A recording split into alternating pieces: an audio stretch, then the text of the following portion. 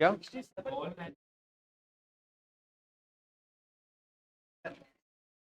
कौन सा नहीं हुआ? 21, 18 नहीं हुआ? What is the energy in joules required to shift the electron of hydrogen atom from first Bohr orbit to the fifth Bohr orbit? तो energy पूछ रहा है ना, तो दोनों ऑर्बिट का डिफरेंस ले लो। 18th हो गया है। 18th में तो कह रहा है कि फर्स्ट बोर ऑर्बिट से फिफ्थ बोर ऑर्बिट में इलेक्ट्रॉन को क्या करना है? शिफ्ट करना है। कितनी एनर्जी लगेगी? तो फिफ्थ और फर्स्ट को कंसीडर कर लो, N1 और N2, और एनर्जी निकाल लो बस। एक बार चेक करा देना। और कह रहा what is the wavelength of the light emitted when the electron return to the ground state. Same बात, एनर्जी निकल गई है तो वेवलेंथ निकाल दो hc/λ से। ठीक है। और कह रहा है ground state electron energy is this अर्ग। इन्होंने एनर्जी दे रखी है ग्राउंड स्टेट की, तो उसे कोई मतलब नहीं है। फॉर्मूला लगाओ, निकाल दो, आ जाएगा। और कौन सा है? इलेक्ट्रॉन एनर्जी कौन सा? 21। Mass of electron this, kinetic energy this, calculate its wavelength. चलो अच्छा, 21 तो करा दूंगा मैं। और कौन? बस।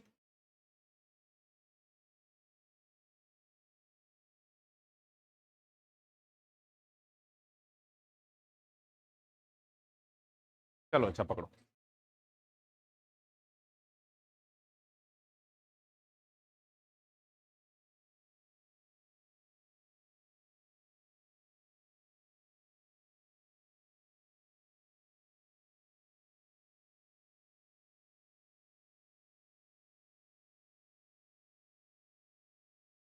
अच्छा ध्यान देना भाई, हमें पढ़ना है मॉडर्न कंसेप्ट। मॉडर्न कंसेप्ट पढ़ने के लिए हमें पार्टिकल्स को यानी लाइट को दोनों नेचर में मतलब मानना पड़ेगा। पार्टिकल नेचर भी और वेव नेचर भी। पार्टिकल नेचर की अगर बात करें तो E इक्वल टू क्या होता है आपका? mc² आइंस्टाइन के हिसाब से। ठीक है। इन्होंने कह दिया कि लाइट क्या होती है? जो भी मतलब किसी भी सब्सटेंस का मास होता है, अगर वो एनर्जी में कन्वर्ट हो रहा है तो वो उसका कुछ मास इतनी एनर्जी में कन्वर्ट होगा। ठीक है। सब्सटेंस का मास कितना क्या हुआ है आपका? डिस्ट्रॉय हुआ है, वो एनर्जी में क्या हो जाएगा? कन्वर्ट हो जाएगा, और वो इस फॉर्मूले से निकल जाएगा। और प्लैंक ने सजेस्ट किया कि किसी भी एनर्जी का रिलेशन जो होता है लाइट एनर्जी से, वो इक्वल टू क्या होता है? एच न्यू होता है। अगर वो उसे क्या कंसीडर कर रहा है? पार्टिकल नेचर कंसीडर कर रहा है। तो बात समझ आ रही है? अच्छा, एच न्यू को हम क्या लिख सकते हैं? hc/में m। 1 और 2 को अगर कंसीडर कर लें तो क्या हो जाएगा? mc² इक्वल टू hc/में c से c क्या हो जाएगा? कैंसिल आउट हो जाएगा। यहाँ पे लैम्डा इक्वल टू क्या आ जाएगा? h/में m इंटू सी। यही आएगा ना? यहाँ तक क्लियर है? अब ध्यान देना, m मास ऑफ सब्सटेंस हो जाएगा और c क्या हो जाएगा? स्पीड ऑफ लाइट है। लेकिन ये किसी भी सब्सटेंस के केस में कंसीडर कर सकते हैं ना, तो c को हम क्या ले लें? स्पीड ले लें। जिस भी पार्टिकल को हम फेंक रहे हैं, कहने का मतलब ये है कि पानी में भी अगर एक मैं पत्थर फेंकूं तो वो क्या करता है? बहुत सारी डिस्टर्बेंस जनरेट करता है। उनकी वेवलेंथ, उनकी फ्रीक्वेंसीज क्या होंगी, कैसे पता चलेगा? तो यहां से हम निकाल सकते हैं। अब कोई भी पार्टिकल अगर आप फेंक रहे हो तो उससे एसोसिएटेड जो डिस्टर्बेंस है, जो वेव है, उसकी हमें क्या निकालनी है? वेवलेंथ निकालनी है। वो निकल जाएगा आपका कैसे? लैम्डा इक्वल टू h/में m इंटू में c को क्या कर दूं? v कंसीडर कर लूं। कि किसी भी पार्टिकल को अगर हवा में फेंकूंगा तो उसकी वजह से एक डिस्टर्बेंस जनरेट होगा, वेव जनरेट होगी, और उसकी वेवलेंथ ऐसे कैलकुलेट हो जाएगी। इतनी बात समझ आई? m इंटू v को क्या बोलते हैं? p बोलते हैं, यानी मोमेंटम। तो लैम्डा इक्वल टू क्या हो जाएगा आपका? h/में हो जाएगा। इतनी बात क्लियर है? इसी को हम क्या बोलते हैं? डी ब्रॉगली वेवलेंथ बोलते हैं। ठीक है। अब कुछ कंसेप्ट ध्यान देना इस पे, कैसे कैसे वो क्वेश्चन चेंज करेंगे। काइनेटिक एनर्जी क्या होती है आपकी? हाफ mv², यही होता है ना? अगर मैं दोनों तरफ क्या मल्टीप्लाई कर दूं? 2m से। अगर दोनों तरफ मल्टीप्लाई कर दूं किससे? 2m से, तो क्या बन जाएगा? 2m k, और ये क्या हो जाएगा आपका? m² v², यही बनेगा ना? क्लियर है इतनी बात? तो mv इक्वल टू क्या हो जाएगा? अंडर रूट में 2m/k, यहाँ तक ठीक है। तो अभी आपने एक फॉर्मूला बनाया है h इक्वल टू, क्या बनाया है, लैम्डा इक्वल टू क्या बनाया है, h अपान में mv। mv की जगह ये रख सकते हैं, तो h अपान में क्या हो जाएगा, अंडर रूट में 2m/k। इतनी बात समझ आई कि किसी न्यूमेरिकल में क्वेश्चन में अगर वो आपको क्या देता है, स्पीड नहीं देता है, क्या देता है, काइनेटिक एनर्जी, तो भी आप उससे रिलेटेड क्या निकाल सकते हो, वेवलेंथ निकाल सकते हो। बस उस सब्सटेंस का मास रख देना और उससे जुड़ी हुई काइनेटिक एनर्जी रख देना। इतनी बात समझ आई। एक केस ये हो गया आपका।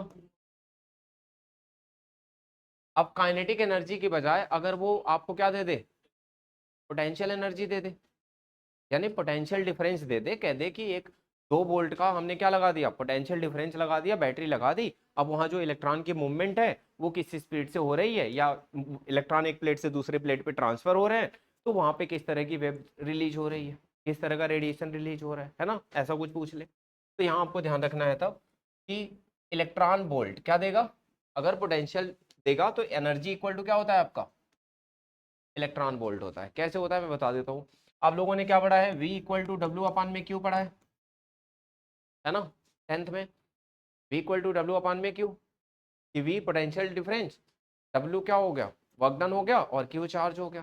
तो W क्या होता है, एनर्जी ही तो होता है बैटरी के केस में, तो V Q हो जाएगा, यानी पोटेंशियल डिफरेंस इनटू चार्ज। अब यहाँ पे मैं क्या कर रहा हूँ, इलेक्ट्रॉन ही तो पास कर रहा हूँ, तो अगर V वोल्ट का पोटेंशियल लगा के मैं इलेक्ट्रॉन पास कर रहा हूँ, तो वहां पे वर्क डन क्या हो जाएगा, E इंटू वी हो जाएगा, चार्ज इंटू पोटेंशियल डिफरेंस। और यही आपका क्या है, एनर्जी है। एनर्जी को मैं इक्वल कर दूं किसके, काइनेटिक एनर्जी के, यही ना। एनर्जी को मैं इक्वल कर दूं किसके, काइनेटिक एनर्जी के। भाई जो पोटेंशियल लगा रहा हूं उसकी वजह से इलेक्ट्रॉन क्या हो रहा है, एक्सेलरेट हो रहा है, किसी एक पर्टिकुलर स्पीड से मूव कर रहा है। तो जो भी मैं पोटेंशियल एनर्जी लगा रहा हूँ वो कन्वर्ट हो रही है किसमें, काइनेटिक एनर्जी में।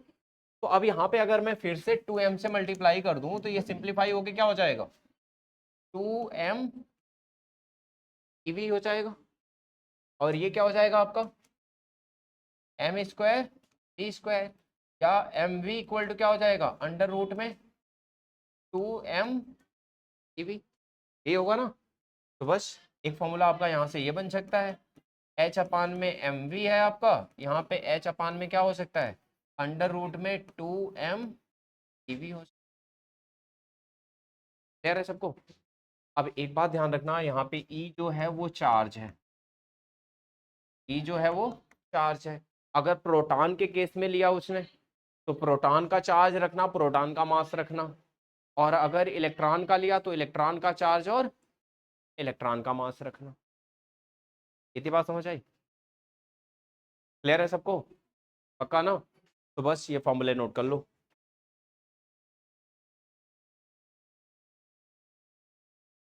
ध्यान रखना मैं सारी चीजें ब्रेक करके बता रहा हूँ, तो न्यूमेरिकल में परेशान नहीं होना है, और ना ये कि सर हो नहीं रहा है।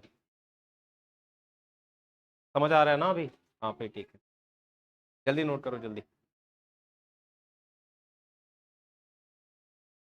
इससे पहले भी कुछ है तो वो भी लिख दो यहाँ। नालायक काम कर लो ना। तो पहले ये नोट करो ना अभी। अच्छा ठीक है। हाँ तो हो गई ये, जल्दी करो जल्दी। क्या हो गया अंशिका, क्या कह रही है। ये तो मेरे को, मैं 9 से पढ़ा रहा हूँ, मैं 9 से पढ़ा रहा हूँ। आज भी पता है गया था मैं वो बैनर चेंज करवाने के लिए, फोटो चेंज करवाने। तो पता है फिर से दोनों को मेरे को पहचानना पड़ा कि कौन सी में, कहीं इसके नंबर इसके ना स्विच हो जाए, इसके नंबर इसके ना स्विच हो जाए, नाम और फोटो। नहीं, दोनों ने, अच्छी बात यह है कि दोनों ने अलग अलग ड्रेस में फोटो दे रखी है, तो थोड़ा कन्वीनियंट हो गया। और अब थोड़ा हो जा रहा है क्योंकि एक ने बायो ले ली, एक ने मैथ, तो धीरे धीरे थोड़ी, हाँ हो गया ये?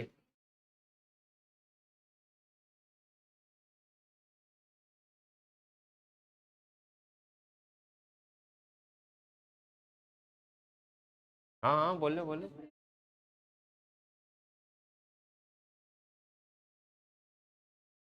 गाली भी देती है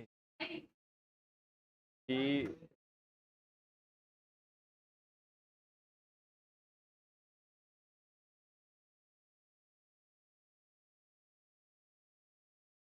कितने बेकार लोग हैं।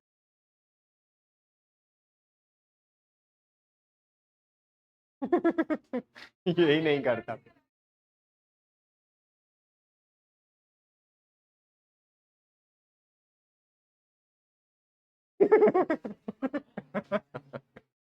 क्या हुआ, गुटखा खाना शुरू कर दिया तूने? अच्छा। नहीं वो ना, उनकी जॉ लाइन जल्दी बन जाती है, जो दिन भर मुंह डुलाते रहते हो कुछ ना कुछ खाते हुए।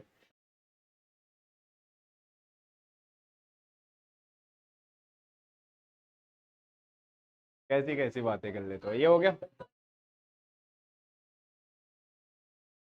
जल्दी से ये नोट करो आगे वाला, जल्दी करो। बातें नहीं पार।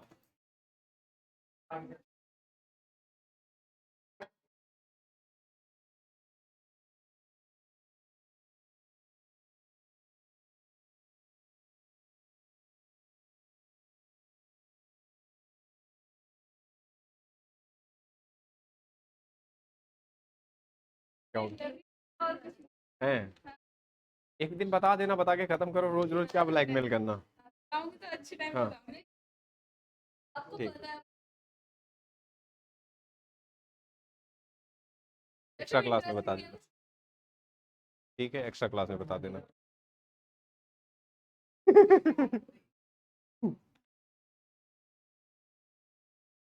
इसको भेज देंगे, इसको भेज देंगे कुछ खाने का ले आने के लिए, और फिर बता देना। क्या बात कर रही हो, लास्ट क्लास में दिखा तो रही थी तुम पैसे। बैग चेक करना पड़ेगा। फोन लाती हो फोन? नहीं नहीं, मैं समझ गया, फोन दिखाओ, बस फोन दिखाओ। कवर लगा है? लड़कियां ना बैक कवर के पीछे पैसे रखती हैं, जनरली ऐसा होता है। आज नहीं है ना? आज ही नहीं मिलेंगे। लड़कियां रखती हैं।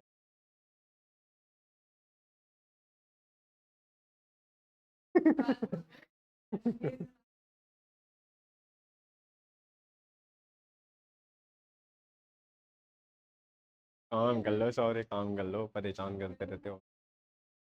नेक्स्ट स्लाइड नहीं है, हो गया ये?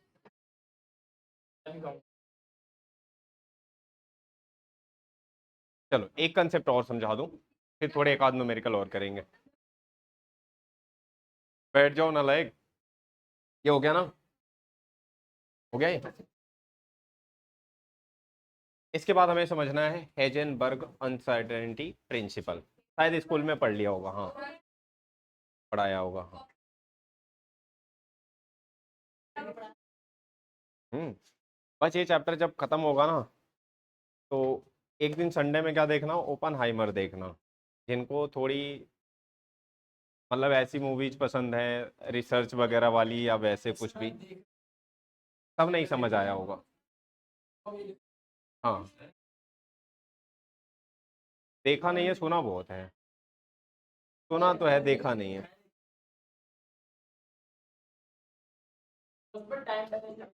अच्छा, जो भी है, मतलब मैं इसलिए भी सजेस्ट कर रहा हूँ क्योंकि वो वाली ना बिल्कुल रिलेटेड है। और जो कैरेक्टर इसमें पढ़ रहे हो ना चैप्टर में, सारे कैरेक्टर उस मूवी में हैं।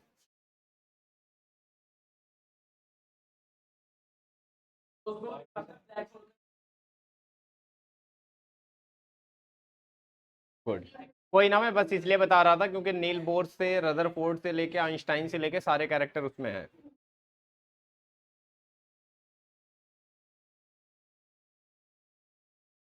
कैसी बातें कर, तो वो तो लोग जा रहे थे देखने।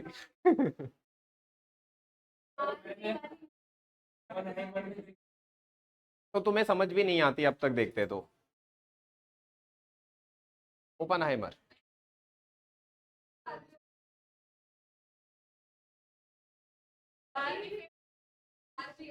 नहीं 12वीं फेल नहीं। अच्छा ठीक है, ध्यान देना।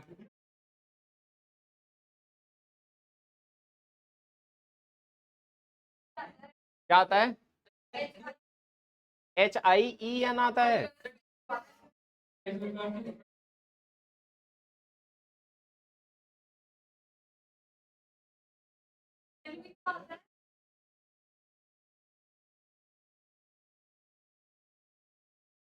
हेंसबर्ग है। हाय हाय, पक्का सही में? एक बार बताना फिर से। HIEEIS।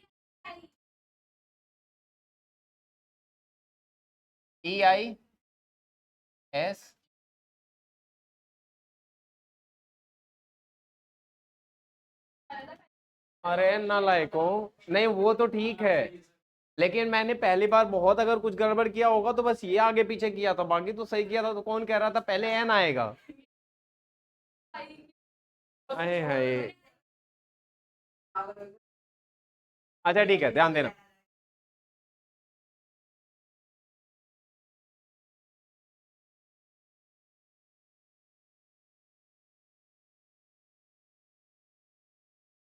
अच्छा ध्यान देना, हेंजनबर्ग अनसर्टेनिटी प्रिंसिपल की बात करनी है हमें। तो है क्या ये, पहले वो समझ लेते हैं। इसी के बेसिस पे बोर मॉडल थोड़ा क्या है, उसकी भी लिमिटेशन भी है ये कि हेजनबर्ग अनसर्टेनिटी प्रिंसिपल को सही प्रूव नहीं करता या उसके अकॉर्डिंग नहीं चलता। ध्यान रखना क्या है ये। कहने का मतलब है किसी रेफरेंस पॉइंट से अगर किसी मूविंग पार्टिकल का हमें क्या मेजर करना हो, मोमेंटम और साथ में पोजीशन। पोजीशन का मतलब होता है उस रेफरेंस पॉइंट से हमेशा उस मूविंग पार्टिकल की क्या डिस्टेंस मेजर करनी हो एग्जैक्टली। ठीक है, तो ये तो हो गया आपका क्या एक तरह से, ये हो गया आपका एक तरह से पोजीशन वाली बात हो गई किसी पॉइंट के रिस्पेक्ट में। और एक आपको क्या मेजर करना है साथ साथ, मोमेंटम, लेकिन दोनों को एक साथ मेजर करना और वो भी एक्यूरेटली। तो कोई भी मूविंग ऑब्जेक्ट है, तो अगर मूविंग ऑब्जेक्ट का मुझे मोमेंटम मेजर करना है तो मैं मेजर करूंगा मास इंटू वेलोसिटी का प्रोडक्ट। अब मूविंग ऑब्जेक्ट के लिए वेलोसिटी मेजर करना तो चलो ठीक है, अगर मैं वेलोसिटी मेजर करूंगा एक्यूरेटली तो वहां पे मुझे पोजीशन मेजर नहीं होगा सही से, क्योंकि पार्टिकल जब पोजीशन मेजर करनी होती है तो उसे स्टेबल रखना होता है, उसे रेस्ट में रखना होता है, और वो रेस्ट में नहीं है जब मोमेंटम मेजर कर रहा हूं तो टाइम के साथ उसकी क्या होगी, पोजीशन चेंज होगी। और अगर मैं पोजीशन मेजर करने के लिए उसे रेस्ट में लूंगा तो उसका मोमेंटम जीरो हो जाएगा फिर। इसीलिए एक साथ दोनों को क्या करना, एक्यूरेटली मेजर करना पॉसिबल नहीं है। ठीक है, तो यही स्टेटमेंट भी है इनकी कि किसी भी मूविंग ऑब्जेक्ट के लिए उसका किसी पॉइंट के रेफरेंस में मोमेंटम और पोजीशन साइमल्टेनियसली मेजर करना क्या है, इम्पॉसिबल। ठीक है, और अगर आप इसे मेजर भी करते हो तो इसमें कितनी गलती आती है, यानी पोजीशन मेजर करने में जो एरर आएगा और जो मोमेंटम मेजर करने में एरर आएगा, इन दोनों का प्रोडक्ट हमेशा ग्रेटर आर इक्वल होगा किसके, एच अपान में 4 पाई के। ठीक है, तो ये इक्वेशन ध्यान रखनी है। बाय बाय, ये बंद कर दो।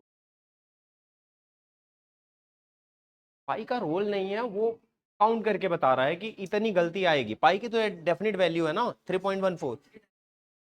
नहीं,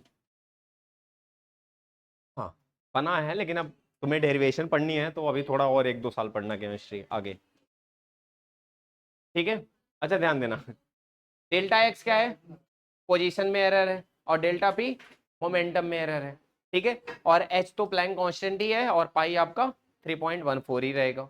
अब यहां ध्यान देना, अगर सपोज करो कोई कहता है कि मैंने किसी मूविंग पार्टिकल की जो वेलोसिटी है वो 2% एक्यूरेसी के साथ मेजर की है, मतलब उसमें जो मेजर करने में गलती हुई वो कितनी, 2% की।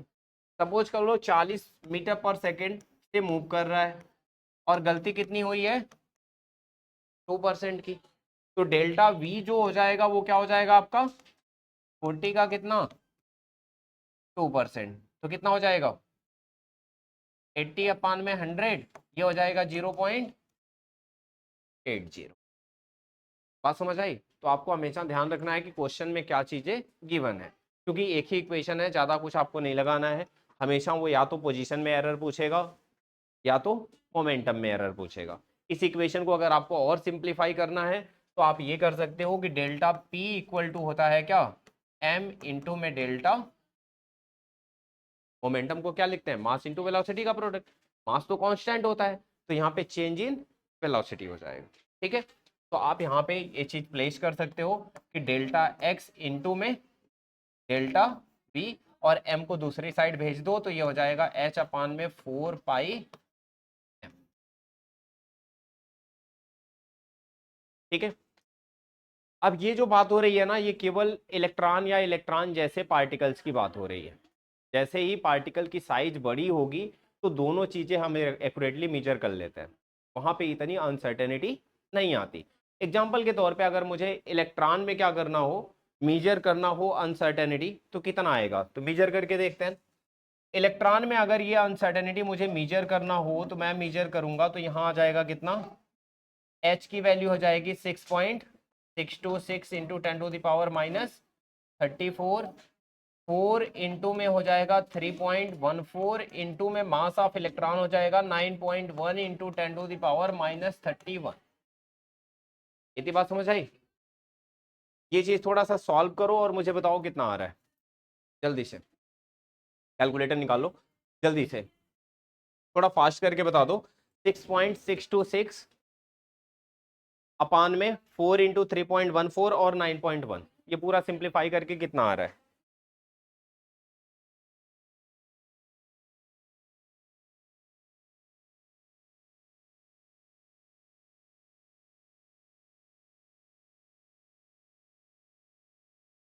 आया?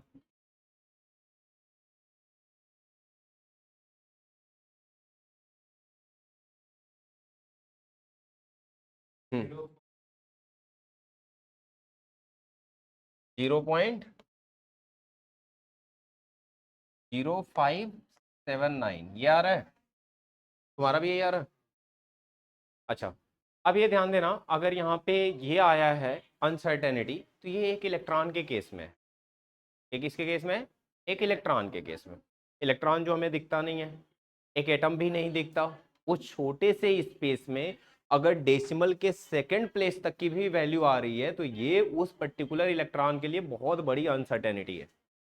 मतलब कि वो कह रहा है कि अगर आप यहां बता रहे हो तो वो यहां मिल रहा है, अगर आप कह रहे हो कि इलेक्ट्रॉन की लोकेशन ये है तो अनसर्टेनिटी के हिसाब से लोकेशन आपकी कुछ और है, इतनी आपकी क्या हो रही है, गलती हो रही है उसे लोकेट करने में। तो एक छोटा सा एटम जो आपको नहीं दिख रहा है, इलेक्ट्रॉन भी नहीं दिख रहा आपको, और उस एटम के अंदर अगर पोजीशन या मोमेंटम की गलती जो है वो इतनी आ रही है, तो ये बहुत बड़ी गलती है इलेक्ट्रॉन के केस में, या बहुत ज्यादा बड़ी अनसर्टेनिटी है। यही बात हेजनबर्ग कह रहा था, ये कि जो आप कह रहे हो बोर से कि आप एक फिक्स्ड ऑर्बिट चारों तरफ फिक्स कर रहे हो कि इतनी डिस्टेंस के बाद एक सर्कुलर पाथ है जिसपे इलेक्ट्रॉन क्या करता है, मूव करता है, तो कहीं ना कहीं आप उसकी वेलोसिटी को भी फिक्स कर रहे हो और उसकी पोजीशन को भी। दोनों चीजें आप बिल्कुल कह रहे हो कि एक्यूरेट है और यहीं पे मिलेगा, और जबकि एक मूविंग पार्टिकल में जो उसके पोजीशन और मोमेंटम को मेजर करने में जो क्या हो रही है, गलती हो रही है या अनसर्टेनिटी है, वो इतने की है।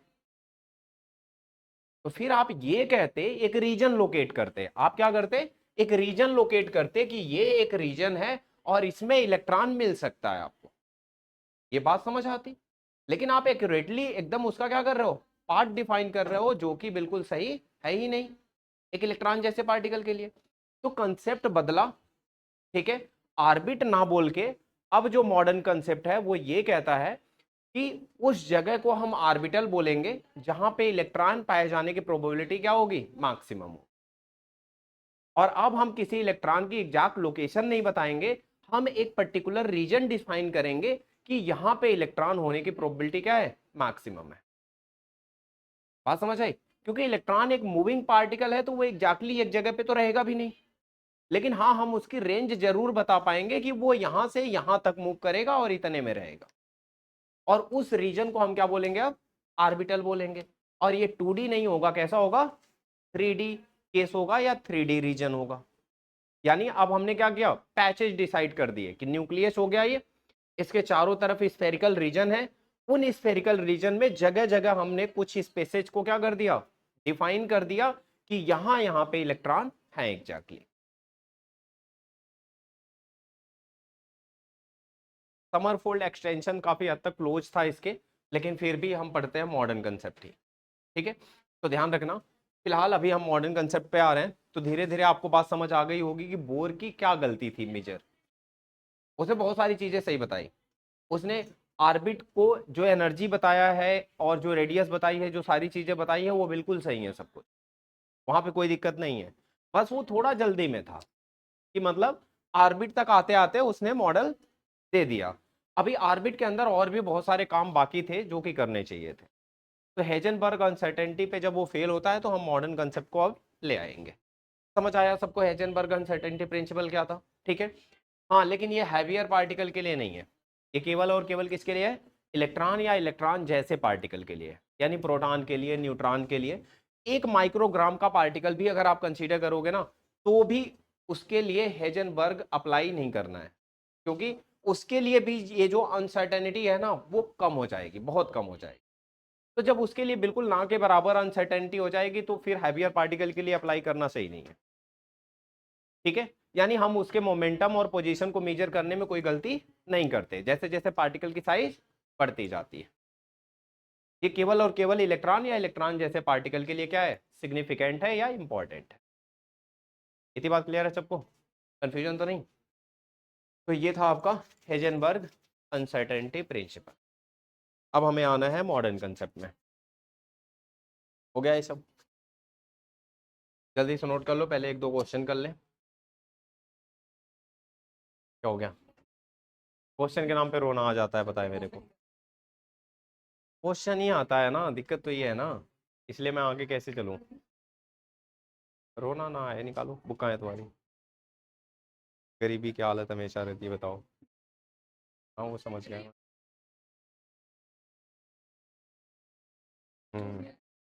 इंसान वो होता है ना, हरकतों से गरीब होता है, कहते हैं ना इंसान हरकतों से गरीब होता है। हाँ, बस वही वाली बात है। कह तो रहा हूँ।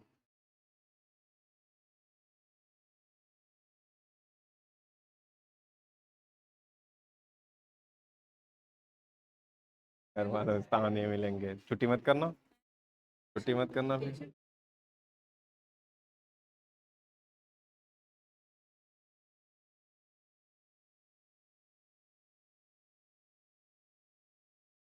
कितने बेकार बच्चे। जल्दी से ये दो क्वेश्चन चेक करो, 2.15 और 2.16। क्या, कहाँ पे, 0.05 की जगह। हाँ वो तो सही कह रहे हो, इलेक्ट्रॉन के लिए वो बहुत बड़ी अनसर्टेनिटी है। हो गया ही, जल्दी से 2.15 और 2.16, दो क्वेश्चन देखो एग्जाम्पल में, एग्जाम्पल सॉल्व वाले।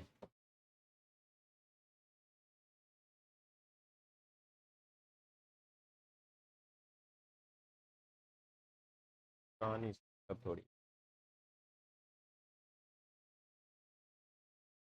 ये रहे, जल्दी करो जल्दी। 2.15, 2.16, जल्दी करो ना लाइको, बातें मत करो। क्वेश्चन देखो क्वेश्चन। हाँ, कम से कम प्रिंसिपल तो समझ आए क्वेश्चन को।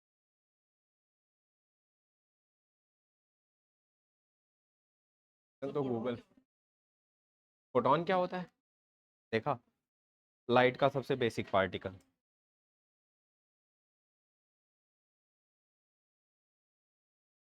पूरी तरह से, इसका दिमाग थोड़ा सा ना कॉमर्स वाला है, रख दो।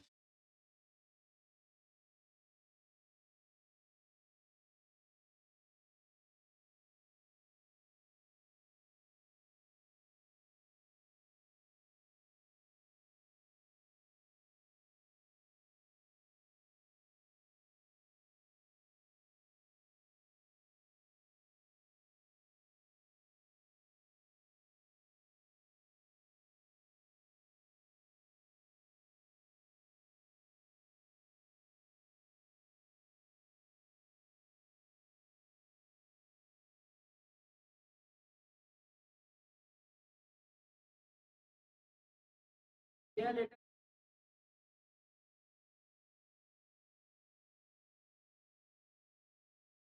तो अंदर के ऑर्बिटल डायग्राम्स हैं अलग अलग लोकेशंस में। लेटेस्ट मॉडल नहीं, वो कुछ रीजन्स के डायग्राम है कि इस शेप में इलेक्ट्रॉन डेंसिटी मिलती है। क्या लगता है फोटो में मतलब ऐसा दिखता है एटम? हाइपोथेसिस है, ये सब ट्रेस किया हुआ चीजें हैं बस। एटम की फोटो कैसे मिलेगी भाई, वो दिखता नहीं है हमें।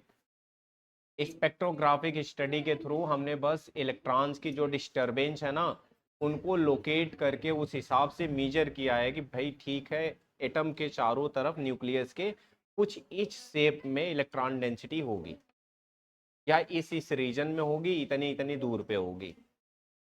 एक एटम के अंदर इलेक्ट्रॉन है, हर एक चार्ज पार्टिकल जब मूव करता है तो उसके साथ क्या होती है, मैग्नेटिक फील्ड भी होती है और इलेक्ट्रिक फील्ड भी। तो बस हम स्पेक्ट्रोग्राफिक स्टडी में वो चीज़ें डिटेक्ट कर सकते हैं कि एक इलेक्ट्रॉन के चारों तरफ की जो डिस्टरबेंस है, वेव है, वो कहाँ से कहाँ तक है और किस शेप में है। तो जब हमने उसे क्या किया, ट्रेस किया, और उसे मतलब पेपर पे ट्रेस किया, तो कुछ इस तरह के डायग्राम्स मिले। फोटो ले ही नहीं जा सकती, इंटरनल स्ट्रक्चर नहीं देख सकते ना हम ऐसे।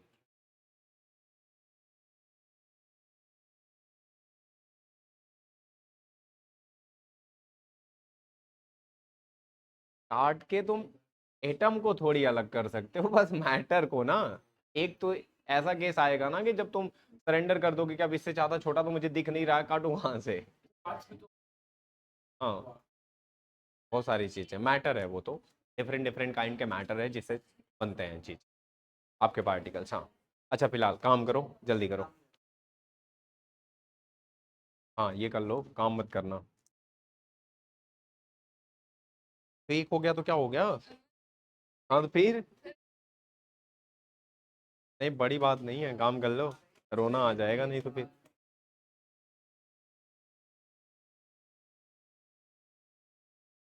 नहीं मत, ऐसा मत करना, एक दो दांत पता खराब हो जाएंगे फिर, दांत खराब हो जाएंगे। मेरे नहीं खराब होते ना, देखा ध्यान से देखो, हेल्दी दांत, इसके दांत ऐसे हो रहे हैं। क्या बात कर रही हो?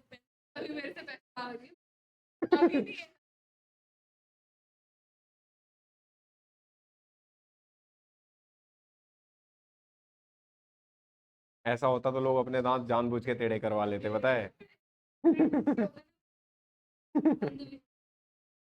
अंधविश्वास तो ठीक है, लेकिन अगर ऐसा होता ना तो सही में लोग टेढ़े करवा लेते, दुनिया में ऐसे लोग हैं।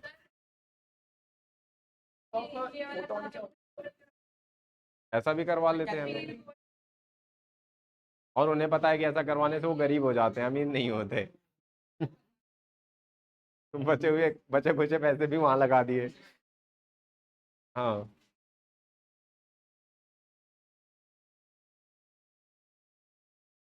बताओ भला।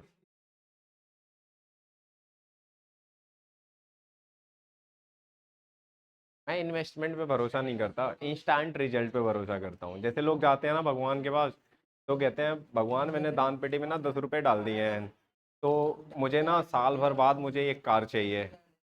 एक इनडायरेक्टली क्या है, उनका इन्वेस्टमेंट है कि भगवान को इतने मैंने दे दिए हैं, अब भगवान उसका इतना करके मुझे वापस करेगा। मैं कहता हूँ मुझे वो 10 रुपये इंस्टेंट चाहिए। मैं आगे बिलीव ही नहीं करता रिटर्न मिलेगा कि नहीं मिलेगा, लेकिन अभी 10 रुपये मिल रहे हैं वो बहुत है, तो तुरंत चाहिए। कहाँ मिले? दान पेटी में। नहीं, पीके वाला नहीं होगा, ऐसे काम नहीं करता मैं, थोड़े सतर्क रह के। हाँ,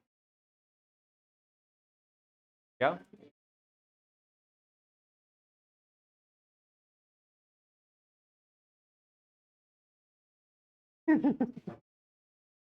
अच्छा ठीक है, हो गया ये क्वेश्चन युवराज। तुम मैथ में कहाँ गायब हो जा रहे हो? अपने मन से छुट्टी कर रहे हो, क्यों कर रहे हो छुट्टी? हालांकि मेरे को मैसेज तो डाला करो कि सर आज नहीं आऊंगा। हाँ, ठीक है। जल्दी करो। नहीं भाई, कैसी बातें कर रहे हो।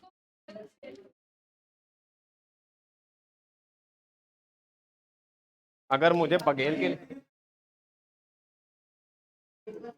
क्या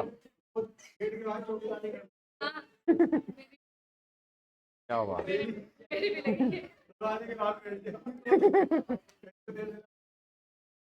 बताओ बोला, अगली बार से पैसे दे के खड़े होना मेरे को। हाँ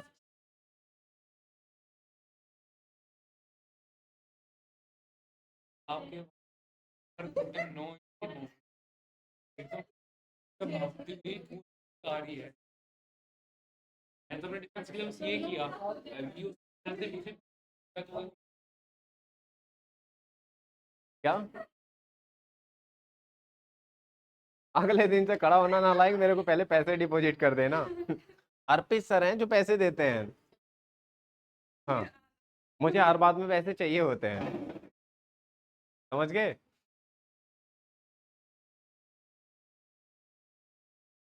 जो काम मैं खुद से करूं उसमें कोई दिक्कत नहीं है, जो काम मैं किसी के कहने पे करूं तो फिर पैसे चाहिए।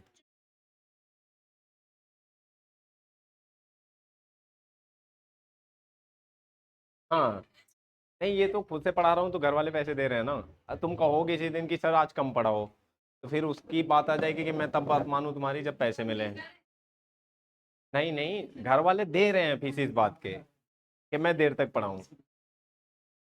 तुम्हें कम करवाना है तो तुम्हें पैसे देने पड़ेंगे।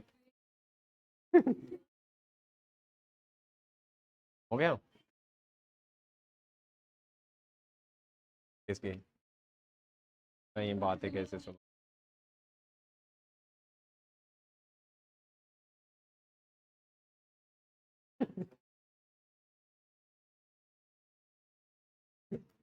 ये बेकार है यार तुम लोग। हो गया, दोनों क्वेश्चन हो गए।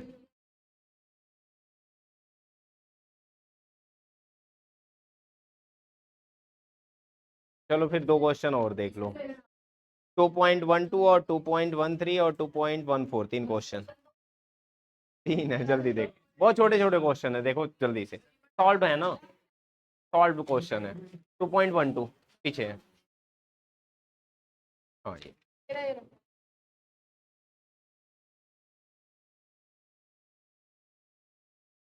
जल्दी करो जल्दी।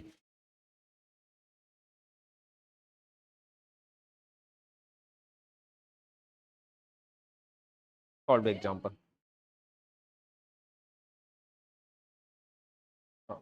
2.11 नहीं, 2.12 ये है ना। हाँ, अब जो 21 पूछ रहे थे ना वो क्वेश्चन हो जाएगा। काइनेटिक एनर्जी दे रखी थी और वेवलेंथ पूछ रहा था, तो मैंने अभी फॉर्मूला बनवाया था ना, 2 MKE। तो मास ऑफ इलेक्ट्रॉन रख देना और काइनेटिक एनर्जी रख देना, ठीक है।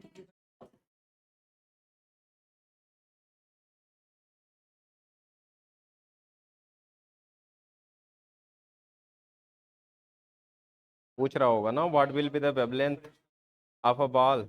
मास दे रखा है, वेलोसिटी भी दे रखा है, तो वेवलेंथ होता है ना H/m/v।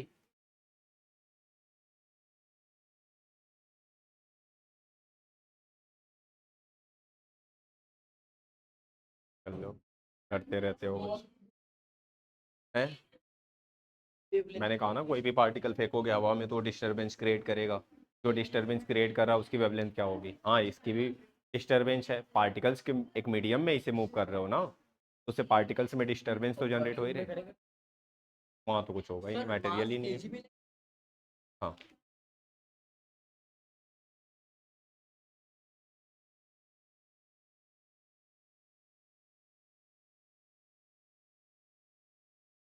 तैयार कर डालो। बोर मॉडल तक के टेस्ट लूंगा आधे, बोर मॉडल तक के। मैं नेक्स्ट क्लास में नहीं, तुम लोग अपने आप से ही बता दो कब ले लूँ। चैप्टर 1 का रीटेस्ट तो ले लूंगा, लेकिन चैप्टर 2 का पहले लेना है। बोर मॉडल 8 जून नहीं, बस जैसे ये वीक चल रहा है ना, बहुत ज़्यादा डिले हो सकता है, तो चलो मंडे तक जा सकता है बस। आज कौन सा डे है, मंडे है, तो बहुत ज़्यादा मंडे तक जा सकता है बस। मतलब इस वीक में आपकी 2 क्लासेज और बची हैं, तो 1 क्लास और मैं आगे शिफ्ट कर सकता हूँ, इससे ज़्यादा नहीं। आप पहले भी दे सकते हो और बाद में भी दे सकते हो।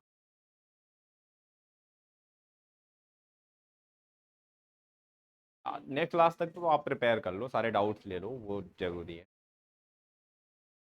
4 मॉडल तक, 4 मॉडल तक।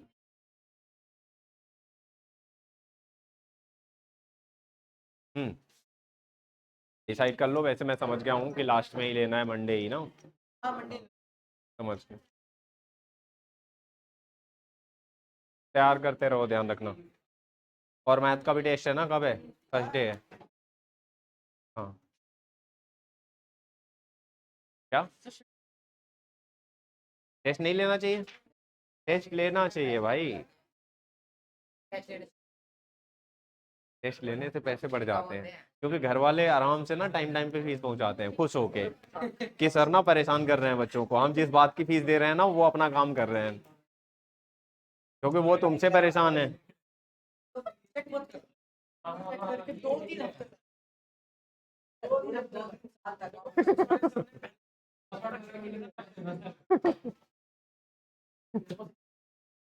लोगों ने बोल बोल के ना इतना बुरा लगवा दिया है ना कि मैं लेट कर ही नहीं सकता।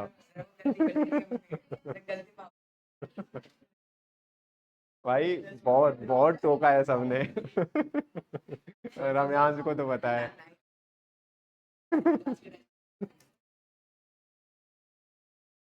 लोगों ने इतना टोका है ना मेरे को टेस्ट के लिए कि पूछो मत। तो एक चेंज ले आया मैं इस बारी बस।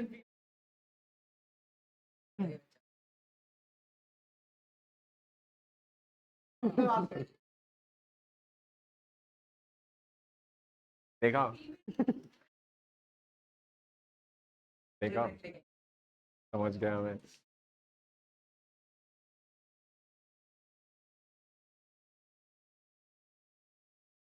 बात है।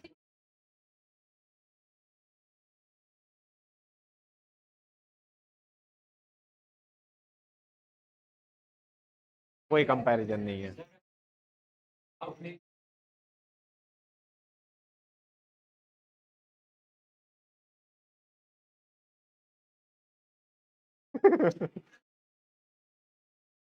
बताओ, आज मेरे को पता चला इसके पास 300 रुपए थे।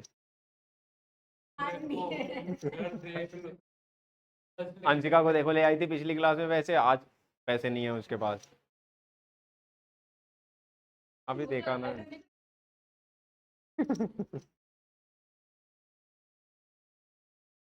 क्या कह रही है? कुछ तो कहा है।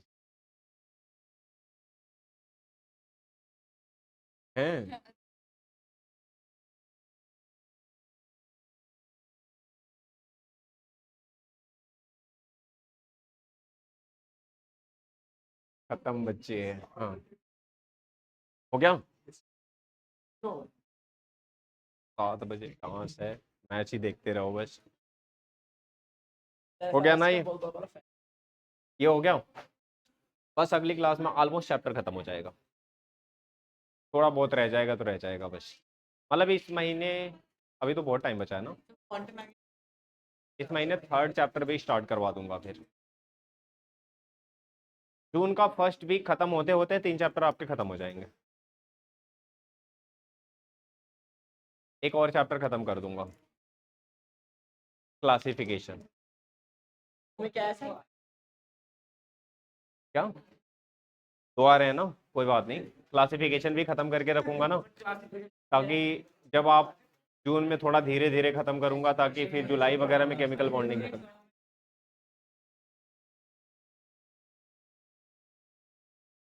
क्या बात कर रहे हो?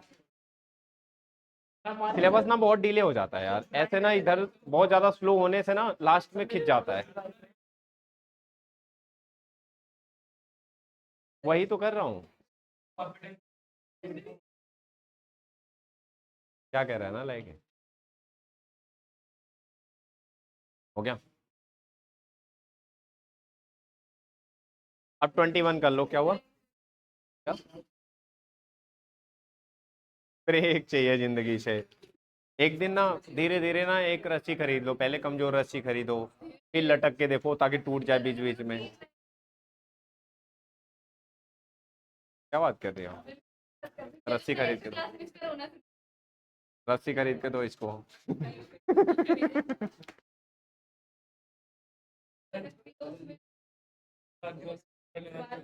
खरीद के दो, हाँ।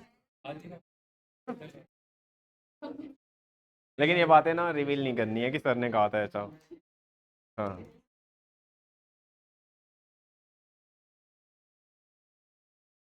नहीं नहीं, ऐसा नहीं होता, कुछ ना कुछ हो ही जाएगा, इसलिए बातें रिवील नहीं करनी है। बात के लिए मैं इतना ध्यान नहीं रखता।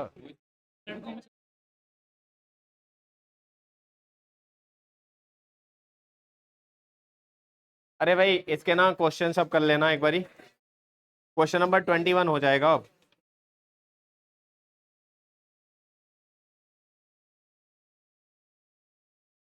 और 20 भी हो जाएगा। Calculate the electron moving with the velocity this. Wavelength पूछा है ना, तो वेलोसिटी दे रखी है, तो लैम्डा इक्वल टू एच अपान में एम वी। 2021 इसी पे है।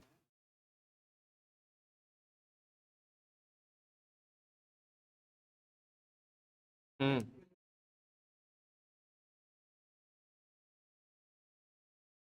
और पता है इसमें भी सारे क्वेश्चन उसी पे बेस्ड हैं।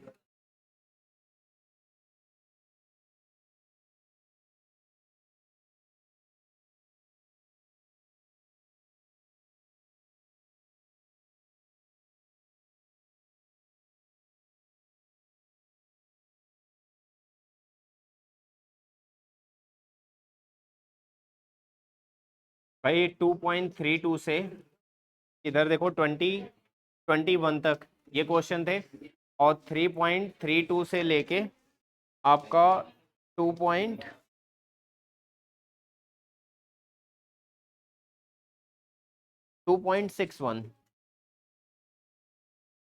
32 से लेके 61 तक।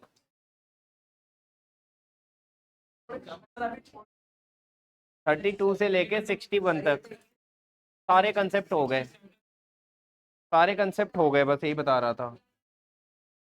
वो सारे हैं हाँ। कब तक करना है? 2 महीने तक, 2 महीने बाद चेक करोगे? बस 2-3 दिन और है, खत्म कर डालो। 2-3 दिन के अंदर 12 घंटे सोने। मंडे तक, मंडे तक सब खत्म करना है,